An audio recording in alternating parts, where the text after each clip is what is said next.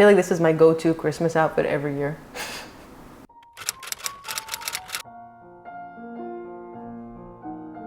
All right, we have made it. We've made it to a week from Christmas. We've made it to the end of the year.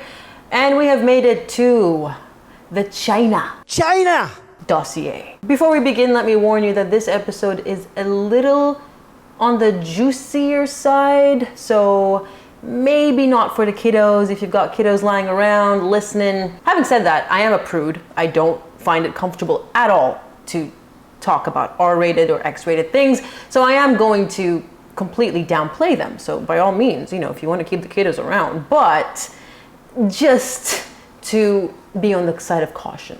Now, for those of you who aren't too familiar with Wallis, Simpson, and Edward and their backstory, you might be wondering, what is this China dossier you speak of? If you've read Trader King, or if you've watched documentaries, or if you've watched my series, the Sussex-Windsor Files, or the Windsor-Sussex Files, whatever order I put it in, then you might remember that we briefly mentioned the existence of this so-called China dossier, which is, according to Andrew Loney in Trader King, a dossier that related to her activities in China, mainly sexual, but also political. And one of 3 reports that were supposedly gathered by the British Intelligence Service and shown to King George V in 1935. Apparently, members of government and the royal family have seen it, with Queen Mary's equerry, Sir John Coke, pretty cool surname, stating that her personal record is so shocking that no English gentleman could properly advise Queen Mary ever to receive her or in any way relent. The dossier allegedly contained all types of salacious information about Wallis's Lotus year, as she called it, or her 1 year in China in the 1920s. And it allegedly includes details on her affairs and an abortion. Now, the thing about the China dossier, before you get too excited, is it's never actually been found. No one other than these few people who have claimed to see it has actually seen it with their own eyes. And so the question is it real? Or is it merely a fabrication that the government came up with to sully Wallis Simpson's name? Look, in my opinion, she didn't need any assistance, what with her Nazi affiliations and all that. But seeing that this was 1935, it was pre-Nazi affiliation, and so maybe they felt the need to destroy her reputation. Whatever the case is, we don't know. Now, there's a lot more to discover with this China dossier that we will look into later on in the video. I just wanted to point out that the reason I'm talking about this is A, I've started reading Wallis's memoirs and she brought up her Lotus year, and B, there are parallels, which I believe I've very briefly touched upon in my Sussex-Windsor Files series, between this dossier that has never been seen and the dossier that the royal family, the British government, had allegedly compiled on Meghan Markle, the modern day, as many people call her, Wallis Simpson, or Walmart Wallis. So before we sink our teeth into all things salacious, I thought we'd explore, first of all, through Wallis's eyes, what on earth would take a young American woman all the way to China.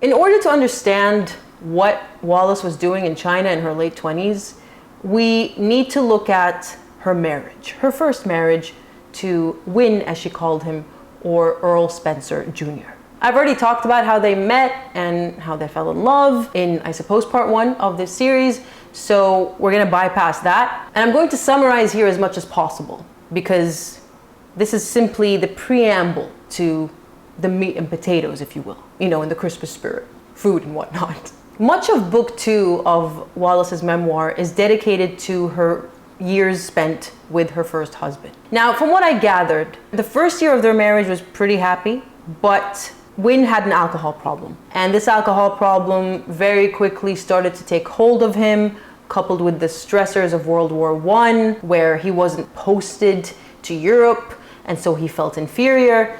And all of his internal dissatisfaction was, according to Wallis, taken out on her. Interestingly though, she makes no mention of physical abuse, which is what the commonplace story of Wallis and Earl really revolves around if you read other sources. So I don't know if she was protecting him, even though he's dead. I don't know if she was being honest and he never laid a finger on her, or I don't know if she was just simply too embarrassed to get into the details. She did mention some obviously abusive tactics of his. For example, locking her up in a room or in a bathroom for hours on end in their apartment while he went out. He would give her the silent treatment and not talk to her for weeks at a time. And he would embarrass her in front of her friends, going as far as abandoning her at dinner parties and having people help her get home. He was also insanely jealous of her naturally flirtatious disposition, as she called it. Not verbatim, I'm paraphrasing, but she was open about the fact that she is quite flirtatious in nature. All we need to know is that they had quite an unhappy marriage, and eventually they decided to separate. This is where China comes in, because Win was posted to Hong Kong. I just want to pause here and mention the contrast between how Wallis took this separation, despite her husband being abusive, and how Meghan instigated a divorce with her, by all accounts, excellent husband, very attentive, very loving, absolutely no hints of abuse. And we all know the story. She just sent him the wedding rings back in the mail. Wallis didn't take the separation too easily. And again, this is important to bring up because it does link her to China. She wrote about their separation: "There can be no summary and dramatic end to a marriage. Only a slow and painful unraveling of a tangled skein of threads too stubborn to be broken." Unlike Meghan and Trevor, because Meghan is possibly incapable of loving anyone, Wallis and Win didn't get divorced immediately. They decided to have a trial separation, at which time he was posted to China. Now, Wallis had fun during this separation, and I do want you to understand that she doesn't incriminate herself when it comes to her liaisons with men. She always makes it out like her relations with men are platonic in nature. I just want to put it out there that she wasn't at home moping, don't get me wrong or anything. She was still very much a social butterfly, which is something else that she has in common with Meghan. I noticed throughout my readings that Wallis was never away from the social scene. No matter what was going on in her personal life, she was always, rubbing elbows and shoulders and God knows whatever other body parts with the upper echelons of society. Those are the people that she liked to be seen with, that she liked to associate with. Again, very much like Meghan. Now, throughout this time, she and Win were still in contact with each other through letter writing. They made sure to keep in touch, and eventually he had written to her and told her that he missed her and that he would like her to come to China. The government would, secure her passage there via a ship, and they wanted to give it a second shot. And so Wallis, still feeling that she was in love with her first husband, agreed, and she made her way to Hong Kong. She described the first 2 weeks of the reunion as a second honeymoon. So everything was wonderful. Win had apparently cleaned up his act and he was sober. But unfortunately, I said 2 weeks for a reason. His sobriety didn't last any further than that. Before she knew it, Wallis found herself in a very familiar nightmare. Nights where he wouldn't come home with absolutely no explanation in the mornings, drunken outbursts, his jealousy reared its ugly head again, and he did something else that I found incredibly perplexing, and I'm sure you will too. And I believe this is one of the few things that Wallis mentions in her memoir that seems to have been mentioned in the China dossier, if it exists at all, as well. He would take her to what she called sing-song places, but what I understand to be brothels, and make her watch. Again, this is one thing that's actually corroborated between the two sources, So it most likely was true, especially given that she did seem to try to paint him in the best light possible. You know, I'm skimming through a lot of detail here for the sake of the video, but she would fall gravely ill at one point in China, and he was very attentive by her side. So it wasn't like she was trying to paint him out to be a bad guy. She just made him out to be human. You know, a human who loved her, but who had severe issues, demons of his own. So yes, I thought I'd mention that because it was really, really bizarre. I guess he was trying to make her jealous to compensate for all the jealousy that she inspired in him. I don't know. Now, there was no mention of any failed pregnancies, no abortions, and again, no physical abuse. But eventually, they both decided that it's not meant to be. It just can't go on. And they agreed to part ways amicably for real this time, permanently.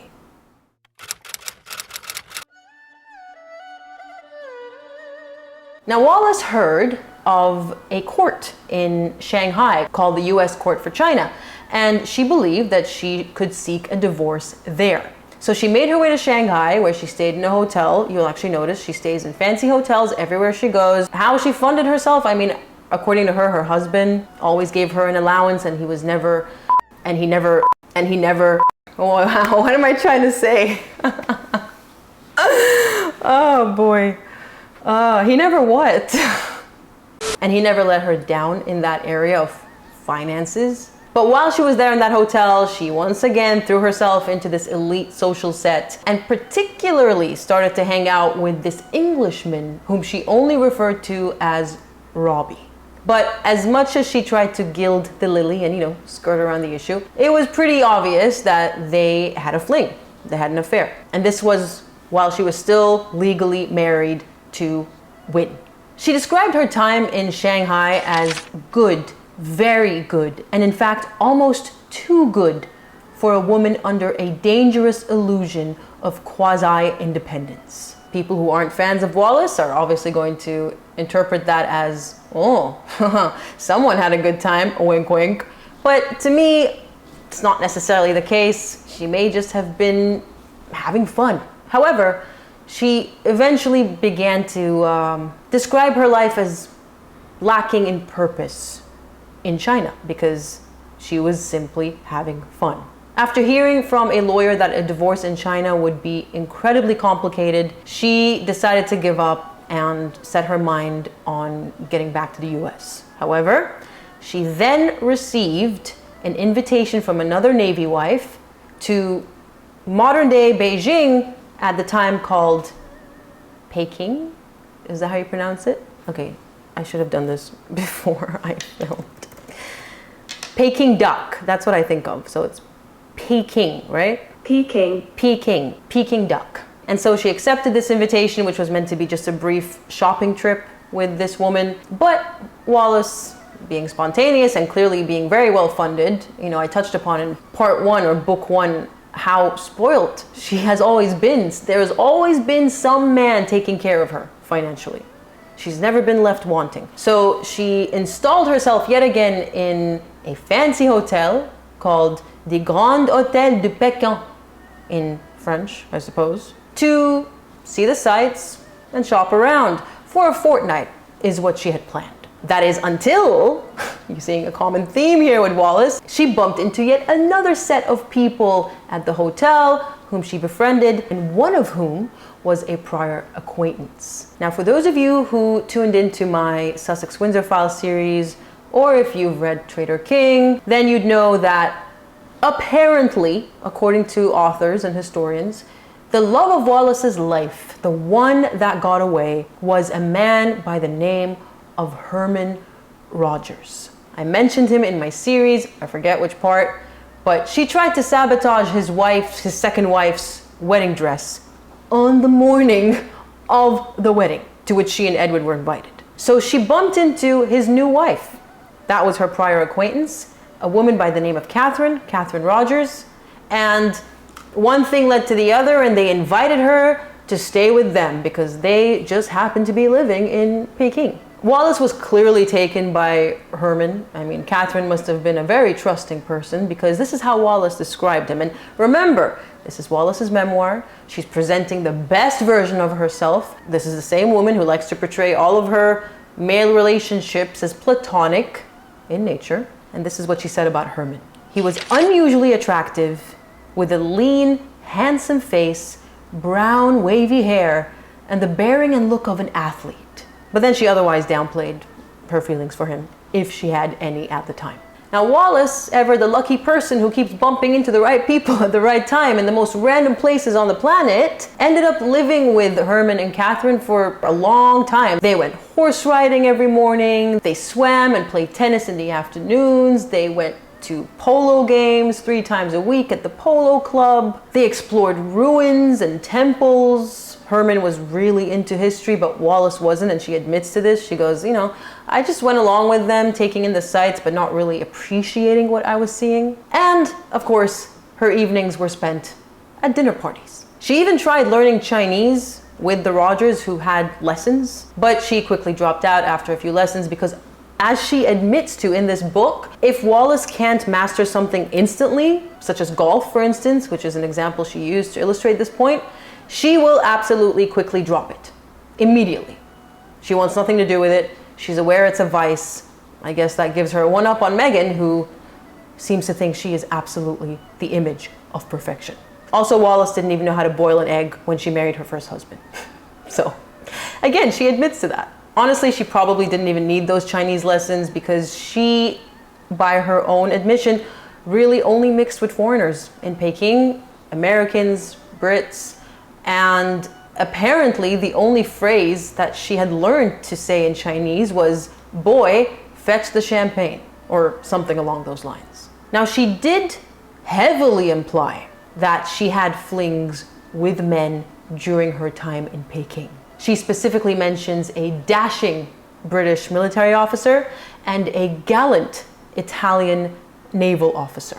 This is also corroborated in what we think is within the China dossier, again, assuming it actually exists. Eventually, after having way too much fun, as she described, she was overcome by that same sense of purposelessness. Why would I even say it like that? The same sense of lack of purpose that had overcome her in Shanghai, and she made her way back to the US, and the story goes on in future videos. What we want to get to now, though, is the China dossier.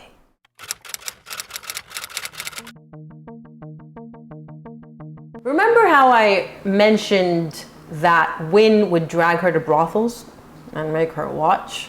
This was corroborated in whatever version of the China dossier is out there, and it is said that that is how Wallis learned her tricks of the trade, if you catch my drift. See, I told you I'd use euphemisms. I'm a prude myself. Specifically, the reports mention that that is where she had learned her exotic, erotic arts, which then made Edward VIII, also known as David, hooked on her.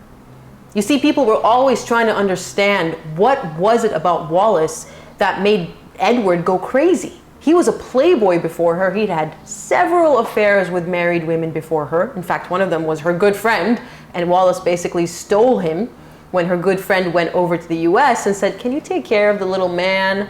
And Wallis was like, "Oh, sure, I'll take care of him, don't you worry." But I think that's where this China dossier thing, if it's fake, that's where it probably emanates from. This year in China of hers was seen as an anomaly. What could she have done? It was a big blank space for the government because no one was following her at that point. No one was keeping an eye on her. No one was spying on her, as the FBI later did. So sometimes I wonder whether it was just a convenient time in her life for people to spin rumors and salacious stories about her to justify her power, her hold over Edward. But I digress. Let's get back into it. It wasn't enough that she just simply visited those brothels with her husband, but she was actually trained, according to the dossier, in certain sexual practices. According to these tales, Wallis was said to have learned various techniques, as well as a form of erotic massage said to be particularly helpful with men who get excited too early. You're following along here, right? And if you're not, you're probably a kid, so get off my channel. There are very graphic details in this source of mine of tricks that she could perform, which I will not be mentioning. So hopefully I'll remember to link this article if you dirty-minded people out there are curious as to what she was able to do, but we're not going to do that here, so I am going to move on. Moving away from brothels, the dossier didn't just cover Wallis's alleged sexual escapades, but they veered into politics as well. Apparently, she worked as a spy for both the US and the Soviet Union. She was allegedly involved in illegal gambling rings, and I will say she did play poker, she did gamble, and she was, according to her in her own book, very good at it too. She was also allegedly fronting opium for Chinese gangs, as well as indulging in it herself, and appearing in a set of saucy postcards, posing in nothing more than a lifebuoy. So naked spreads. Playboy before Playboy existed. Finally, the illegitimate child abortion story comes from the allegation that she had had an affair with Mussolini's son-in-law and foreign minister in China, Count Galeazzo Ciano, who had allegedly impregnated her, which led to the botched abortion that she is rumored to have had, rendering her permanently unable to conceive. Now, having read Traitor King, I would like to interject here and remind everyone that Wallis eventually developed ovarian cancer. She didn't die of it. She had it successfully treated along with stomach cancer. But that tells me she may, I'm not a doctor here. Of course, you can be completely fertile and not have issues and still end up with ovarian cancer.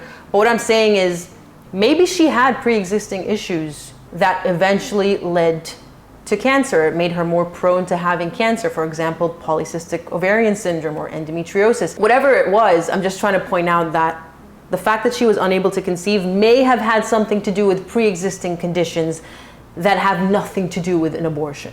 Now, interestingly, this source does say that this affair most likely never happened, and it was more likely to be a case of mistaken identity, where the Italian Navy officer that I mentioned earlier, Alberto Di Zara, was confused for this count. We know Wallis admits to having a fling with this naval officer, although she never named him, but that does seem to be the more likely story since she admitted to it herself. Now, the Traitor King also has some salacious details about the China dossier and the techniques that Wallis had discovered in China. So again, if you're curious enough to know, then if you own the book, you can give it a read. Otherwise, you can buy it. I do highly recommend it. If you're watching this video, you're probably interested in this topic, and it is a very good and informative factual book for the Wallis Edward story.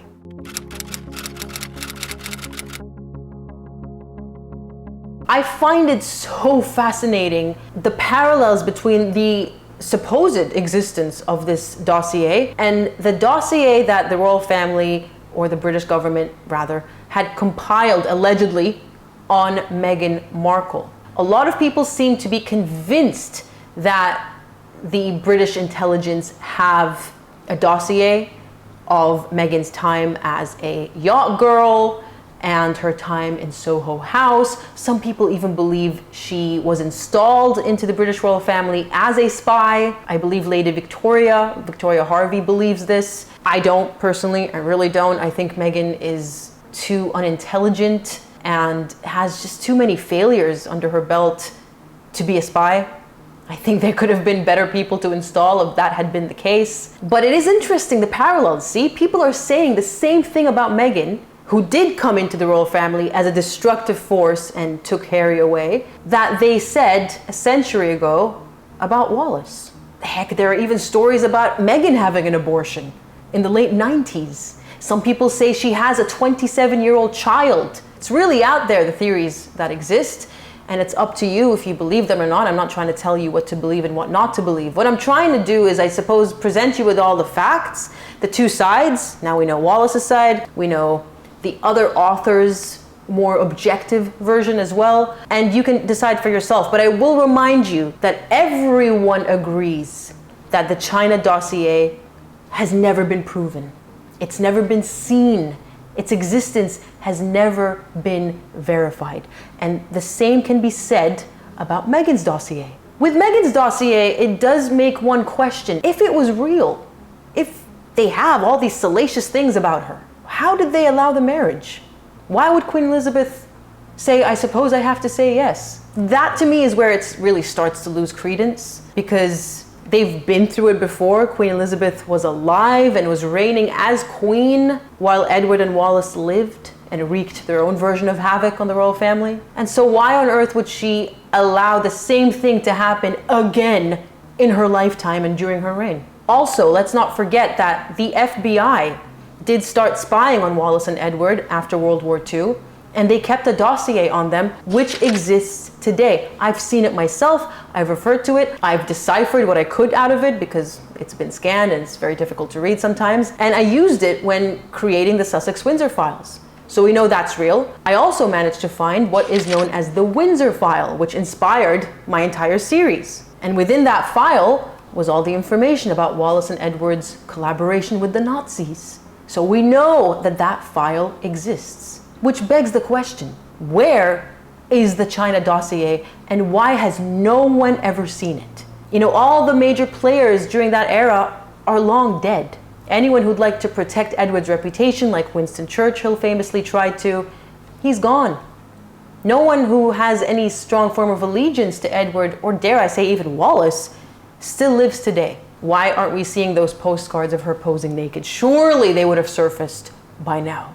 And I will say the same goes for Meghan Markle. Now, you could argue that because Harry is still alive and may he have a long life ahead of him, the royal family, British intelligence, are trying to protect him and his reputation by not releasing any salacious information about Meghan Markle. Perhaps in 50 years or a century later, Meghan's dossier might be released and you'll have futuristic versions of YouTubers dissecting it. Who knows?